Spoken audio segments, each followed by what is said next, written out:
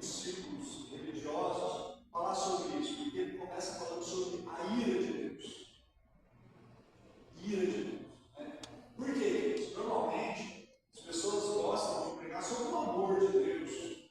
As pessoas gostam de pregar sobre o Deus que cura, o Deus que vai abrir portas, o Deus que há de fazer os milagres dele na sua vida, te dar vitória, para você ter uma vida abençoada, uma semana abençoada na presença de Deus. Mas hoje, nós vamos tratar sobre a ira de Deus, que é uma doutrina bíblica que pouco é pregado, mas está aqui. Tá? O apóstolo Paulo está falando exatamente sobre a ira de Deus. Algumas pessoas, e a gente ouve muito por aí, dizem assim, Deus é amor, não é? Às vezes você vê, principalmente pessoas incrédulas, né? Elas dizem assim, mas Deus é amor, Deus ama todos. E a gente costuma dizer que na mesma proporção que Deus é amor, Deus é ira. Tá? Deus é ira. Isso, a justiça de Deus é uma parte da manifestação da sua ira. Né?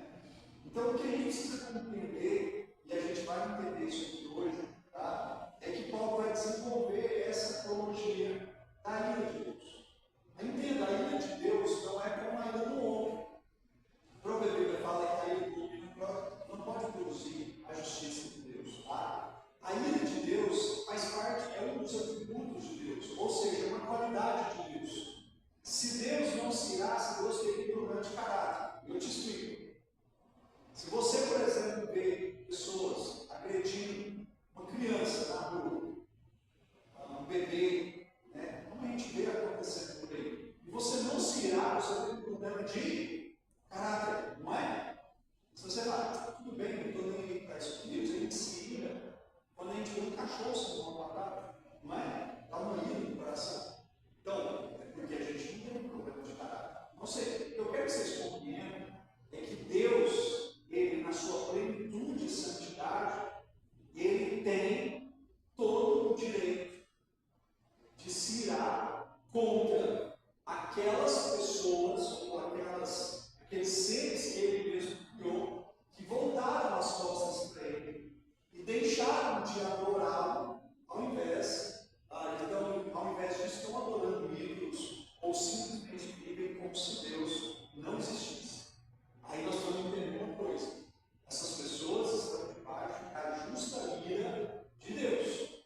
A ira de Deus está sobre a vida dessas pessoas que viraram as costas para Deus. Imagine o mundo todo, tá? E você vai perceber que não são tantos cristãos assim, né? No mundo todo, pessoas que verdadeiramente amam a Deus com a sua vida, pessoas que verdadeiramente servem a Deus de todo o coração. Então, Paulo está dizendo que a ira de Deus, ela existe, ela é real, e as pessoas que viraram as costas para Deus estão sim debaixo da ira de Deus.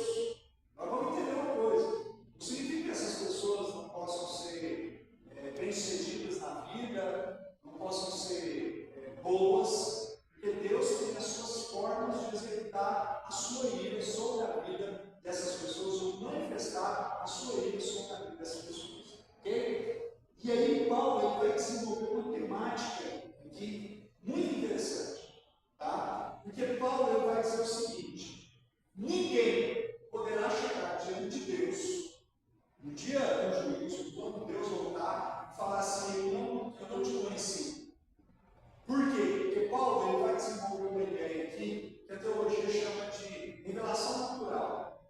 Revelação natural. O que é revelação natural? Revelação natural significa que Deus pode ser percebido e conhecido através das coisas que foram criadas.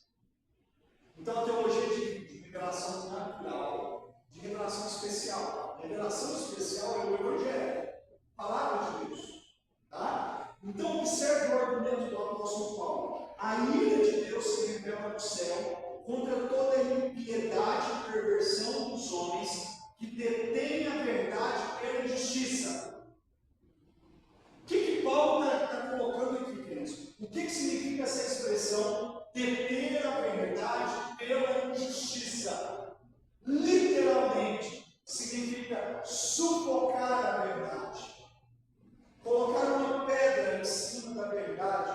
nas suas consciências. A ideia do texto aqui é você pegar uma pessoa ou alguma coisa, colocar debaixo d'água até que ela morra. Entendeu? A ideia de essa palavra, né, que detém a verdade da justiça. Quando você vai lá para o grego, esse é o significado da palavra. É afogar a verdade, sufocar a verdade, colocar uma pedra em cima da verdade, é manter a verdade em um lugar, na sua consciência, de tal forma que essa verdade seja sufocada. Sufocada. Olha que interessante.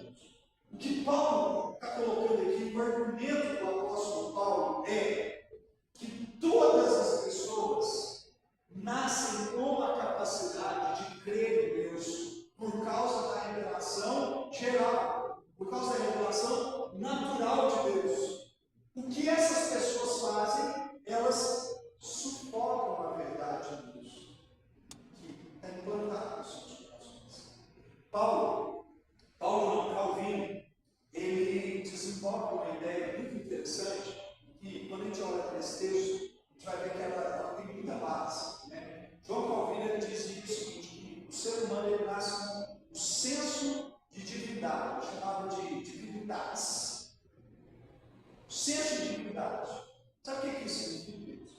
Que todo ser humano é conhecido ser religioso. Já observou? Se você for nas tribos mais isoladas, eles têm um senso de divindade. Eles adoram. Quem que ensinou esse povo a adorar? Sabe por quê, queridos? Porque todo ser humano nasce com a chama da adoração no seu coração. Observe, quando o texto diz a ira de Deus que revela do céu, é tão interessante que em todos os povos, mesmo aqueles que são distantes da adoração a Deus, há uma ideia de uma dívida para com um ser superior. E daí eles realizam alguns sacrifícios. No passado, por exemplo, né, sacrificavam-se filhos nas mãos do Deus Moloque, uma estátua gigantesca, e colocavam ali fogo, e as pessoas, para purgar pecados e serem assim diante dos deuses, sacrificavam seus filhos nas mãos dessa estátua. Havia os sacrifícios de animais, todas as culturas religiosas exercem algum tipo de sacrifício. Por quê? Porque é um senso no coração do homem de que ele deve alguma coisa para as divindades ou para algum tipo de Deus, mesmo não sabendo nada a respeito do Deus da Escritura, mesmo não sabendo nada a respeito do Deus que revela na Bíblia. Por quê? Porque nós entendemos, que todo ser humano ele nasce como um adorador. Então, essa ideia de ateísmo que as pessoas desenvolveram, principalmente no nosso tempo, não crê em Deus. É isso que Paulo está dizendo aqui. É sufocar a verdade, que o ser humano nasce com a condição de entender essa verdade. É sufocar essa verdade, dizendo assim, eu não quero crer nesse Deus. Porque se eu crer nesse Deus, eu vou ter que obedecê-lo. E eu não quero ninguém ditando as normas sobre o dever. Essa é a grande questão. Então, ficou cheio de dia. Você diz, então, eu sou ateu. Eu não creio em Deus. Deixa eu dizer uma coisa para vocês. Algum tempo atrás, eu título de um livro, né?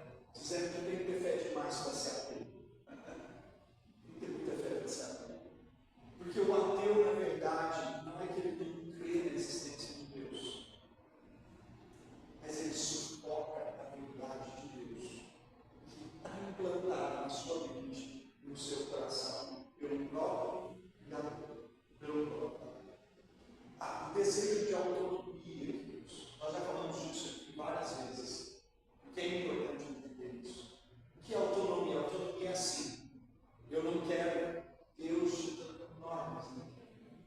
Eu quero fazer o que eu bem entendo. É o peso de sufocar a verdade de Deus pela injustiça. A pessoa diz assim, eu não quero Deus governando sobre mim ou sobre a minha vida. Eu quero ser um ser autônomo. E nessa de se tornar um ser autônomo, independente do próprio Deus, independente do Criador, é que o ser humano se torna um idólatra. Como nós vamos ver mais na frente. Sabe por quê? Porque o ser humano não concebe a ideia de viver sem estar debaixo de uma divindade a quem ele serve, a quem ele quer servir. O ser humano sempre vai procurar uma divindade. Se não é o Deus da Escritura, ele vai servir a outros deuses. Deuses feitos por mãos humanas. Deuses criados pela imaginação dos homens. É isso que Paulo vai desenvolver. E se tudo der certo, nós vamos ver isso na próxima semana. É aqui que nasce a idolatria no coração desse homem pecador, desse homem que rejeita o Deus que se revela na Escritura e que aponta para Cristo Jesus como o único e suficiente Salvador. Ele se torna idólatra porque ele sufoca a verdade de Deus. Necessariamente ele não é um ateu. Ele não precisa ser um ateu. Ele pode ser um grande religioso. Inclusive, ele pode estar dentro das nossas igrejas. Ele pode ser uma pessoa que frequente a igreja, pode ser uma liderança, um pastor, ele pode ser um presbítero, um diácono, ele pode ser alguém que está na frente tocando, mas ele sufoca a verdade de Deus sobre sua vida e não permite que Deus dirija e conduza a história da sua vida, porque ele quer ser um ser autônomo, ele quer fazer o que dá na sua vontade, no seu querer, ele não quer sujeitar a sua vida a Deus. Observe. Versículo 19, Paulo vai dizer: porquanto que de Deus se pode conhecer, é manifesto entre eles, porque Deus lhes manifestou. Sabe o que eu acho interessante, gente? Deus não é um Deus que está escondido. Deus não é um Deus que está escondido. Se você olhar o Salmo 19, o Salmo 19 ele vai dizer o seguinte, que a natureza declara em alto bom som a existência do Criador. Ela diz do sol, da lua, das estrelas, fala dele não se ouve nem som. As coisas foram criadas. No entanto, por toda a terra se faz ouvir a sua voz. Há uma manifestação de Deus em todas as coisas que foram criadas. Olha que interessante. Ele continua no versículo 20, dizendo o seguinte: porque os atributos invisíveis de Deus, como eu disse, atributo são qualidades. Né? Quais são as qualidades, por exemplo, do Wesley? O Wesley é careca. O Wesley usa óculos. O Wesley tem artrose no quadril. Então, se você falar as qualidades, ou seja, é aquilo que você se identifica. Então, esses atributos de Deus, ele vai falar atributos invisíveis de Deus, e ele vai dizer mais: o seu eterno poder. Porque, queridos, se tem uma coisa que nós entendemos como poderoso de Deus, porque nós entendemos e compreendemos que Deus é o Criador de todas as coisas. Nada existia. Deus, pelo poder da sua palavra, ele criou tudo aquilo que existe, tudo aquilo que nós podemos ver, tocar, o ser humano, as estrelas, absolutamente todas as coisas foram criadas por intermédio de Deus. Olha, queridos, nós temos dois posicionamentos. Nós temos o posicionamento criacionista, o posicionamento evolucionista. Não é? A teoria de Charles Darwin. A teoria essa nunca foi comprovada em laboratório, mas é amplamente aceita como verdade absoluta, sem nunca ter sido comprovada em laboratório. Nunca um ser se transformou em outro ser. A macroevolução nunca aconteceu. Nunca. Que acontece isso nós através pela Bíblia na microevolução. Mudança da cor da pele, olhos puxados em uma determinada região, pessoas negras, isso é microevolução. A macroevolução nunca foi confirmada, que é um ser dando origem a outro ser.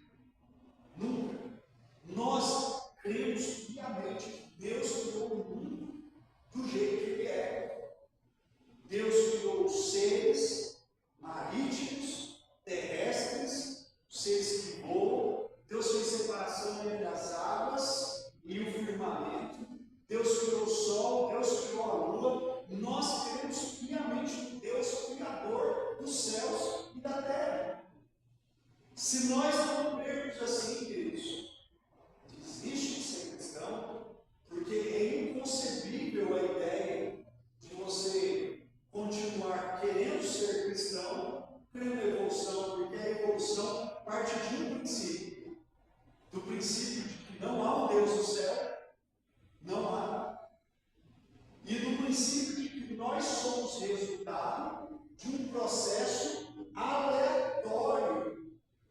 O ser humano é resultado de milhões e milhões e milhões de anos.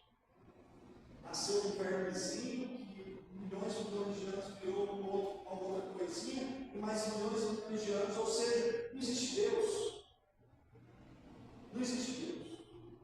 Então, queridos, ou nós cremos no Deus Criador, e esse poder desse Deus Criador, que tem a capacidade de criar todas as coisas, ou então nós não temos condições de ser cristãos. E ele vai dizer, e a sua própria divindade, claramente se reconhece desde o princípio do mundo, sendo percebido por meio das coisas que foram criadas. Observe, ele vai colocar o seguinte, a revelação de Deus, ela é clara, por isso ele usa a expressão claramente conhecidos. É claro, a revelação de Deus é clara, queridos, na Escritura Sagrada, nas coisas que foram criadas. Deus não é um Deus que se esconde, mas ele claramente se revela através das coisas que foram criadas. E ele vai dizer, claramente se reconhece desde o princípio do mundo, ou seja, é uma revelação antiga. Uma revelação antiga, desde que o mundo existe. As pessoas têm a capacidade de olhar para as coisas que foram criadas e reconhecer a mão do Criador. A mão do Criador. Já viu o nascer do sol? Nascer do sol está difícil. Normalmente eu estou dormindo quando o sol dá. Ao pôr do sol eu consigo ver. Todo dia, queridos, parece que Deus foi muito pálido no céu. Todos os dias. Todos os dias nós vemos, olha só, estava tudo seco. Deus mandou chuva. Está tudo verde. E para a gente que já conhece a Deus, nós falamos, Senhor, que glória, que bênção. Como o Senhor é bondoso para conosco, mandando chuva para regar a terra. Estava um sol lascado, né? A gente estava até com dificuldade de dar glória pelo sol. Mas a chuva a gente agradece demais. A gente tem que agradecer pelo sol. Mas o que eu quero dizer para vocês, queridos, é que uma vez que eu conheço Deus, se revela nas Escrituras Sagradas, desde que o mundo é mundo. Então é uma revelação antiga. Os primeiros homens, quando olhavam para a natureza e falavam, tem medo de um criador aqui. E por fim, queridos, sendo percebido por meio das coisas que foram criadas, tais homens são por isso indesculpáveis. Observe, Paulo está dizendo, ninguém vai poder chegar diante de Deus e dizer, eu não tive condições de te conhecer. Ele está falando, são indesculpáveis.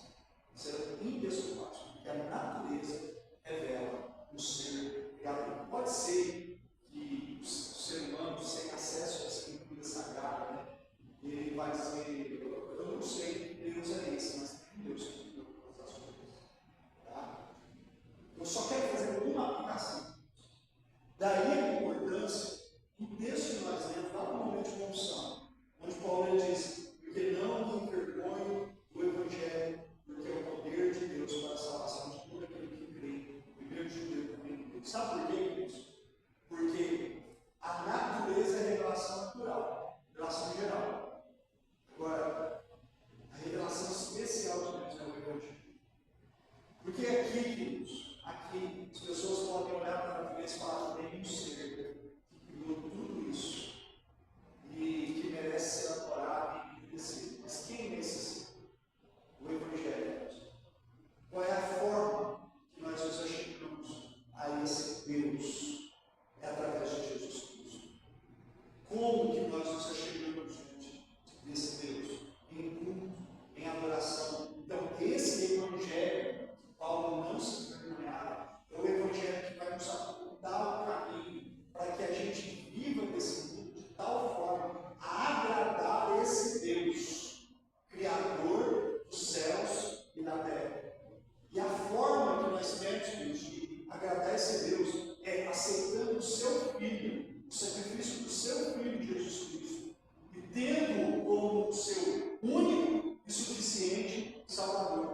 o único caminho que nos leva a Deus, a única verdade e a única vida, e é dedicando e consagrando a nossa vida ao seu Filho Jesus Cristo, que veio a esse mundo revelar quem? O Pai, Deus, Criador de todas as coisas. Então, queridos, daí a necessidade que nós temos do Evangelho, de pregar o Evangelho, de ler o Evangelho, conhecer o Evangelho, que compreende para nós toda a Escritura Sagrada, porque é aqui, nessa Escritura, nessa palavra de Deus, que nós temos acesso ao conhecimento necessário e suficiente para nós vivermos uma vida desse mundo que agrade a esse Deus e a Deus satisfatório. Por exemplo, quando ele diz a ira de Deus que é real do céu, ora, queridos, entendamos uma coisa: a ira de Deus já não está sobre a vida daqueles que receberam Jesus como Senhor e Salvador. Por quê? Porque a ira de Deus foi depositada sobre Cristo e não sobre aquele que se converte a Cristo Jesus como Senhor e Salvador. A ira de Deus é apagada por causa do sangue do Cordeiro que foi derramado na cruz do Calvário. Agora, existe um mundo aí fora, existem pessoas aí fora que ainda estão vivendo debaixo da justa ira de Deus. A essas pessoas nós devemos orar, pregar o Evangelho e trabalhar para que essas pessoas possam se converter ao Senhor Jesus. Cada um aqui tem a responsabilidade de anunciar Cristo para essas pessoas que estão em nossa presença, para que eles possam ter um passo com Deus, possam ser reconciliados com o Criador. Amém? Que Deus abençoe, que Deus possa continuar